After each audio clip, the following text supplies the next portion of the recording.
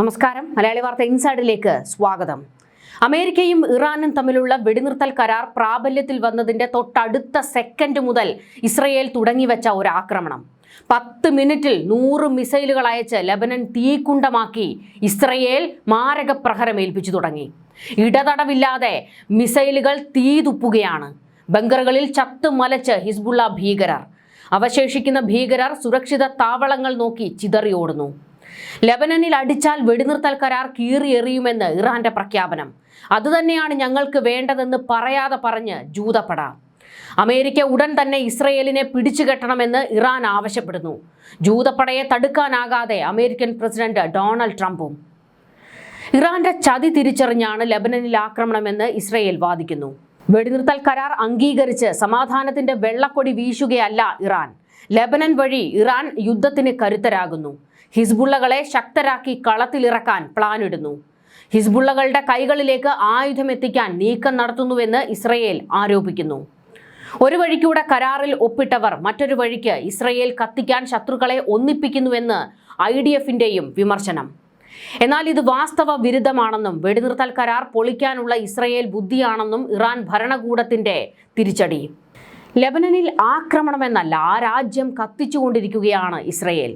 ചിലയിടങ്ങളിൽ നിർബന്ധിത ഒഴിപ്പിക്കലും നടക്കുന്നു. ലെബനനിലെ സൈദ, നബാത്തിയ ജില്ലകളിലും തെക്കൻ മേഖലകളിലും ഇസ്രയേൽ വ്യോമാക്രമണങ്ങൾ തുടരുകയാണ്. ബെയ്റൂട്ടിന്റെ തെക്കൻ പ്രാന്തപ്രദേശങ്ങളിൽ ഇസ്രയേൽ സൈന്യം വീണ്ടും നിർബന്ധിത ഒഴിപ്പിക്കൽ ഉത്തരവ് പുറപ്പെടുവിച്ചു. ബുധനാഴ്ച ഇസ്രയേൽ നടത്തിയ ആക്രമണങ്ങളിൽ പരിക്കേറ്റ ആളുകളെ കൊണ്ട് ലെബനനിലെ ആശുപത്രികൾ നിറഞ്ഞിരിക്കുകയാണ്. ഹിസ്ബുള്ള തലവൻ നയീം ഖാസിമിന്റെ അനന്തരവനെ വധിച്ചുകൊണ്ട് ഭീകരർക്ക് വീണ്ടും തിരിച്ചടി കൊടുത്തിരിക്കുകയാണ് ഹിസ്ബുള്ള. ബെയ്റൂട്ടിലെ തല്ലറ്റ് ഖയാത്ത് മേഖലയിൽ ബുധനാഴ്ച രാത്രി നടത്തിയ വ്യോമാക്രമണത്തിലാണ് നയീം ഖാസിമിന്റെ അനന്തരവൻ ഹർഷി കൊല്ലപ്പെട്ടത്. കഴിഞ്ഞ ഒക്ടോബറിൽ ഹസൻ നസറുള്ള കൊല്ലപ്പെട്ടതിന് ശേഷമാണ് നയീം ഖാസിം ഹിസ്ബുള്ളയുടെ തലവനായി ചുമതലയേറ്റത്. നയീം ഖാസിമിനെ തന്നെ ലക്ഷ്യമിട്ട് ഇസ്രയേൽ ആക്രമണം നടത്തിയതായും റിപ്പോർട്ടുകളുണ്ട്.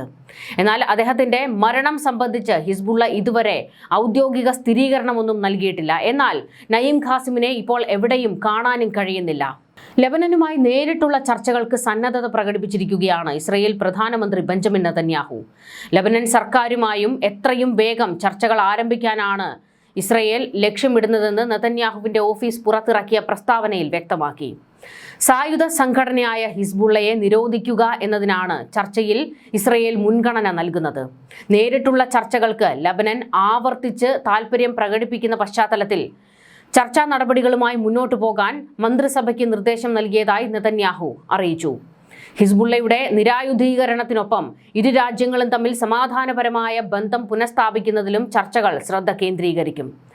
ബെയ്റൂട്ടിനെ സൈനിക മുക്തമാക്കാനുള്ള ലെബനൻ പ്രധാനമന്ത്രിയുടെ ആഹ്വാനത്തെ ഇസ്രയേൽ സ്വാഗതം ചെയ്യുന്നതായും പ്രസ്താവനയിൽ പറയുന്നു. വെടിനിർത്തൽ നടപ്പിലാക്കുന്നതിനായി ലെബനൻ പ്രധാനമന്ത്രി നവാസ് സലാം പാകിസ്ഥാൻ പ്രധാനമന്ത്രി ഷഹബാസ് ഷെരീഫുമായി ബന്ധപ്പെട്ടതിന് പിന്നാലെയായിരുന്നു നെതന്യാഹുവിന്റെ ഈ നീക്കം. പാകിസ്ഥാനിൽ വരും ദിവസങ്ങളിൽ നടക്കുന്ന US ഇറാൻ ചർച്ചകൾക്കിടയിലാണ് ഈ പുതിയ സംഭവ വികാസങ്ങൾ. ഇറാൻ പരമോന്നത നേതാവ് ആയത്തുള്ള അലി ഖമനേയി കൊല്ലപ്പെട്ടതിന് പിന്നാലെ മാർച്ച് 2 മുതൽ ഹിസ്ബുള്ള ഇസ്രയേലിന് നേരെ ആക്രമണം തുടങ്ങിയിരുന്നു. ഇതിന് തിരിച്ചടിയായി ഇസ്രയേൽ ലെബനനിൽ അതിശക്തമായ പ്രത്യാക്രമണമാണ് നടത്തിക്കൊണ്ടിരിക്കുന്നത്.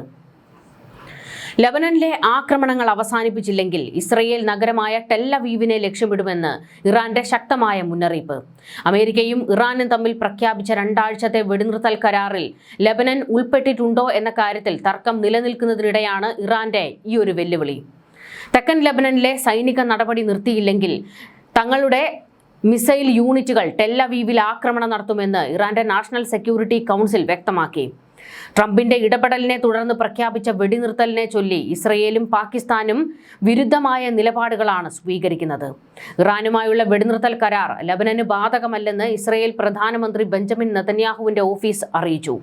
ചർച്ചകൾക്ക് മധ്യസ്ഥത വഹിച്ച പാകിസ്ഥാൻ പ്രധാനമന്ത്രി ഷഹബാസ് ഷെരീഫ് പറയുന്നത് വെടിനിർത്തൽ കരാറിൽ ലെബനനും ഉൾപ്പെട്ടിട്ടുണ്ട് എന്നാണ്.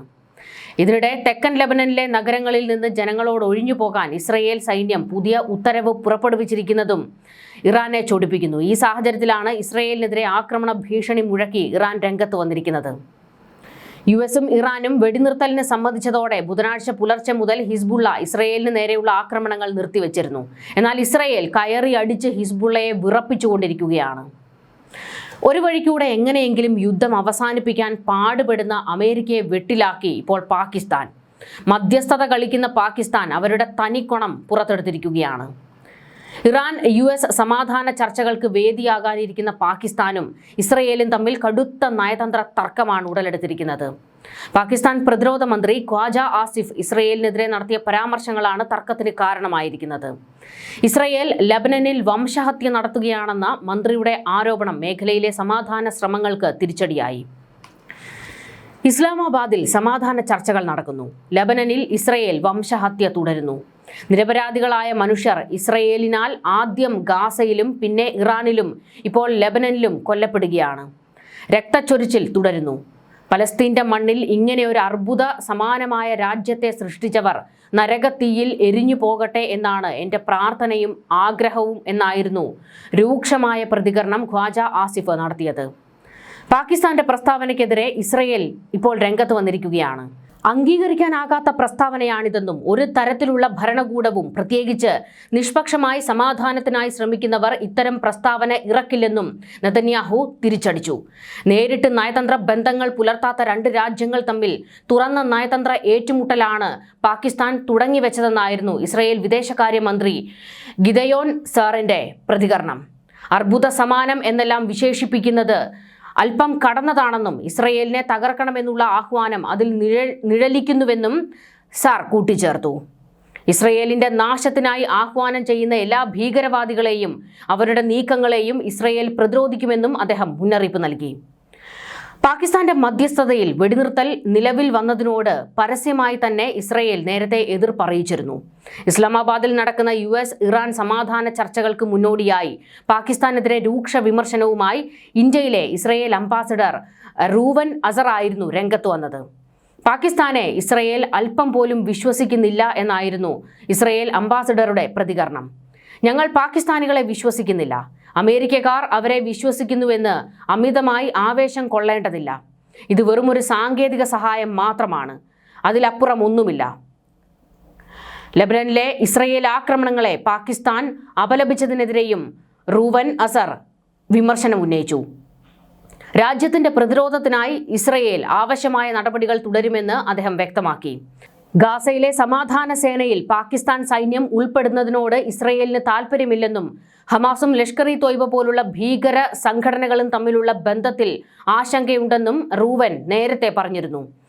ആ വിഷം വമിപ്പിക്കുന്ന പ്രസ്താവനയാണ് ഇപ്പോൾ പാകിസ്ഥാൻ നടത്തിയിരിക്കുന്നത്. അതായത് ഇസ്രയേൽ ഒരു അർബുദം ബാധിച്ച രാജ്യമാണ് എന്നുള്ള പ്രസ്താവനയായിരുന്നു. ഇത് വലിയ വിവാദങ്ങൾക്കാണ് വഴിവെച്ചിരിക്കുന്നത്.